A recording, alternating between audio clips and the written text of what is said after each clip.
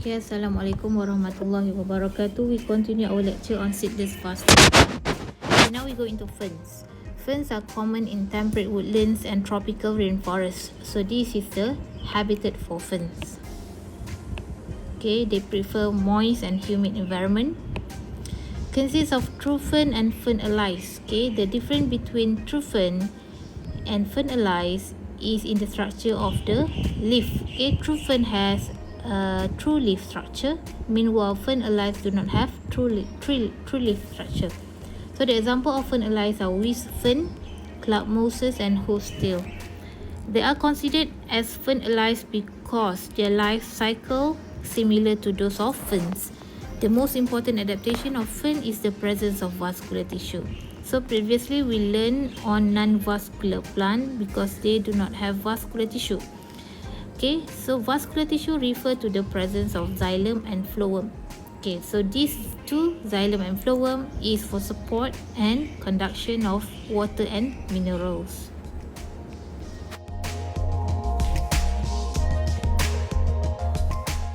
Vascular plant is bigger than non-vascular because water and the dissolved mineral, the dissolved sugar can be transported over great distance to all part of the plant. So this is the function of xylem and phloem.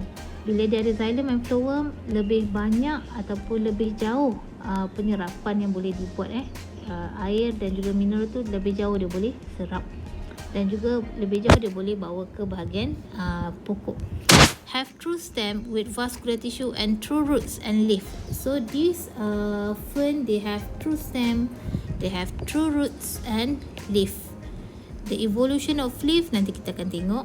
There are two basic type of leaf, microphyll and megaphyll. Okay, what is microphyll? Microphyll is small and possess a single vascular strand. Okay, biasanya dia punya daun dia sama ada satu saja ataupun ada branch satu macam tu. Okay, so this is small and single vascular strand. Okay, dekat satu bahagian ni lah yang ada xylem and phloem. The very simple structure is thought to have evolved from small projecting extension of stem tissue. Okay, so from one stem, okay, they project one. So this is considered as microphyll. Only club mosses possess microphyll. So yang ada hanyalah club mosses. Megaphyll are thought to evolve from stem branches that gradually fill in with additional tissue to form moss leaf. And megaphyll possess more than one vascular strand. This is the structure of the microphyll and megaphyll. If you can see, this is the single structure of stem, and later on there is a growth here. Okay, so this is a strand of the leaf. This is the leaf. Okay, so this leaf we call as microphyll. So another is megaphyll. Okay, have branch vascular system, and they may have evolved by the fusion of branch stem. So this is the main stem. Okay, and then this is the branch stem. Okay, later on this branch stem will form a megaphyll. So this is the evolution of the leaf. Okay, from a single leaf that called microphyll, later on it form a megaphyll. Okay. Okay, now we go into ferns. Okay, ferns, dia punya phylum dia ialah Pteridophyta. Okay, this is the biggest phylum for ferns is Pteridophyta. Most of the fern are terrestrial. Terrestrial means they found on land. Okay, dekat bahagian darat. The life cycle involve a clearly defined alternation of generation. So dia punya life cycle ada gametophyte and sporophyte. Both, okay, contain both. Sebab tu dia panggil alternation of generation. The fern sporophyte is composed of horizontal underground stem. Okay, maksudnya this is the ground. Okay, tanah. So stem dia ialah selari dengan tanah. Itu that is called horizontal underground stem. So this is the plant. And then this is again the stem. Dia menjala kebanyakannya macam tu. Rhizome, okay, the stem or rhizome that bear leaf called frond and true roots. So leaf for ferns we call as frond. Okay, the leaf called frond and they have true roots. At each young frond, okay, untuk young frond, the first emerge from the ground, it is called fiddlehead. Okay, biasa kalau awak tengok fern, dia ada macam a coil structure. Okay, this is fiddlehead. Later on, this fiddlehead dia akan mengembang untuk membentuk a leaf. Okay, a true leaf. So before they form a leaf, dia berbentuk fiddlehead. Okay, as fiddlehead grow, they unroll and expand to form frond. Frond, roots and rhizome all contain vascular tissue. So dekat bahagian frond dia dan juga roots dia dengan rhizome semua ada xylem and phloem. Kalau kita nak buat research on plant systematic, kita nak mengambil sampel anatomy of the vascular, kita boleh cut daripada frond, daripada roots dan juga rhizome. Okay, so this is the structure of fiddlehead. Okay, the young frond. Okay, also called crozier. So this is the fiddlehead. Okay, kalau kita tengok ni, so later on dia akan mengembang mengembang, anda akan membentuk, okay, akan membentuk satu frond. Okay, so this one, the whole structure we call as frond. Okay, for each leaflet ni kita panggil pinna. Okay, semua term ni awak jangan confuse The whole is frond, but each of the leaflet we call as pinna. So that is the term used for fern. Okay, now is the spores. Okay, biasa kita dengar sporangium kan, tapi kita tak structure dia. Okay, so this is the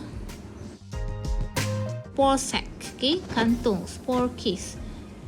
Okay, this is the spore case, also called as sporangium. So the diagram A, okay, picture A is intact sporangium, means the spore is still contained inside the sporangium, and B image is the spore that being ejected. So this is the annulus. Okay, awak nampak macam gerigi kat belakang ni. Okay, this one, this is the annulus. Okay, annulus will help in the dispersal of the spores. Okay, and then inside the spore is the inside the sporangium is the spores.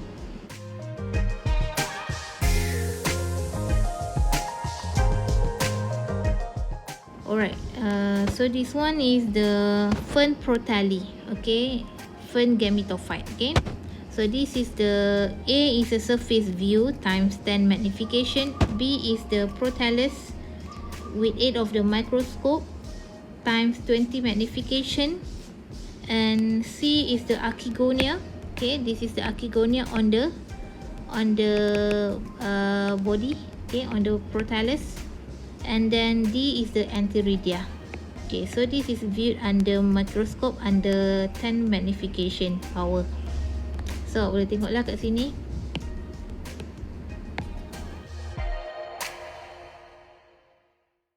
So ni yang kita belajar sama macam sebelum ni kan. Dia bentuk lobe Okay, dia bentuk lobe. Okay, and then dia ada rhizoid. Okay, so gametophyte bila dia gamete dia belum betul-betul besar lagi, not mature plant. So dia punya root like structure ni rhizoid. Okay, so dekat atas badan dia ni ada archegonia and antheridia. Okay,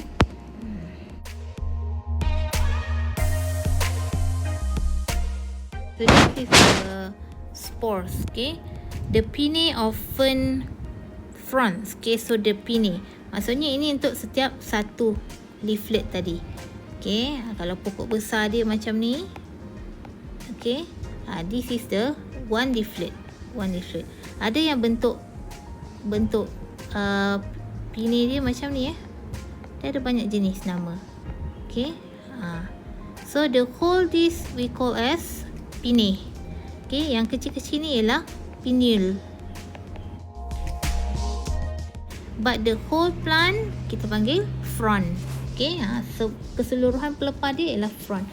So fern ni dia berbeza dari bentuk, susunan arrangement of the leaf satu, and then dia berbeza dari segi penyusunan spores di bawah leaf. Okay, spore dia di bawah leaf, underneath of the frond ataupun pinna. So setiap arrangement atau penyusunan spores tadi dia merupakan satu karakter untuk spesies tertentu. Okay, ada yang duduk di margin of the leaf. Okay, ada yang duduk dekat near to the midrib. So this is midrib. Ada yang duduk dekat sini dekat dengan midrib. Okay, ada juga yang susunan dia macam ni di bahagian tengah-tengah. Okay, yang dekat setiap vein. Okay, this is vein. Okay, vein daun. Okay, urat daun. Okay, this is the main vein atau we call as midrib. Okay, so susunan spores ni mempengaruhi spesies itu spesies apa. Dia sebagai pengenalan lah. Okay, to classify the fern, spores adalah faktor utama dan juga leaf arrangement dia. Okay, ataupun leaf shape dia. So kat sini awak tengok manakah indusium. Okay, so this is indusium, a new term.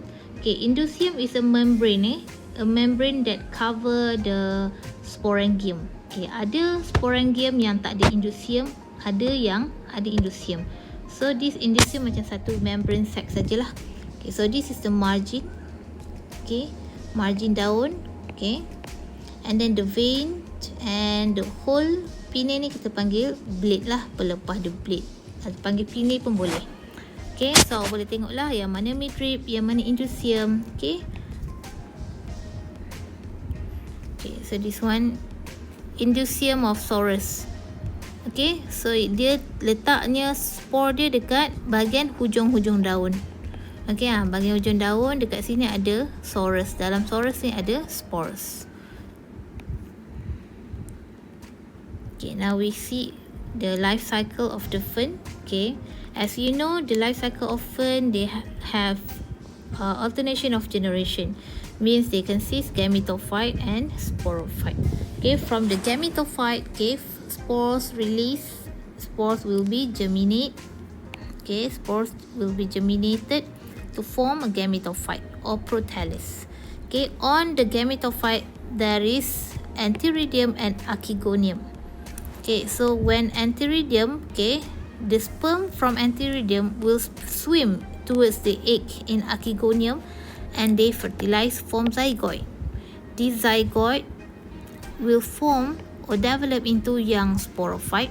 Okay, now this young sporophyte, okay, this is the image of the young sporophyte. Okay, so later on we'll specialize into the whole fern. Okay, so before it form a mature sporophyte, they will form fiddle head first and then later on become mature sporophyte. So this is the sterile. Sterile means underneath the leaf there is no spores.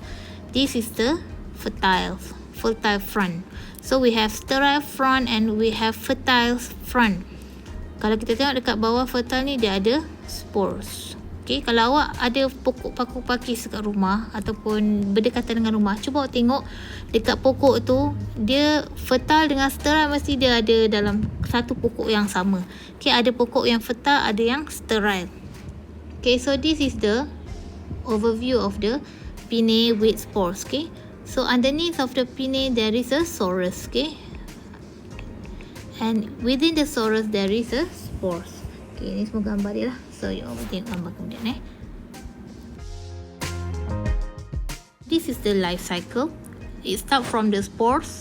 The sporangia release spores. Most fern species produce a single type of spore that give rise to a bisexual gametophyte. Maksudnya setiap spores that is released, okay, is form a single type of spore. Semua satu jenis saja. And this single type of spore will form into bisexual gametophyte. Satu gametophyte dia ada dua sex dia. Satu archegonium and another is antheridium. The fern spore develop into small photosynthetic gametophyte. Although this illustration shows an egg and sperm from the same gametophyte, a variety of mechanisms promote cross-fertilization between gametophytes.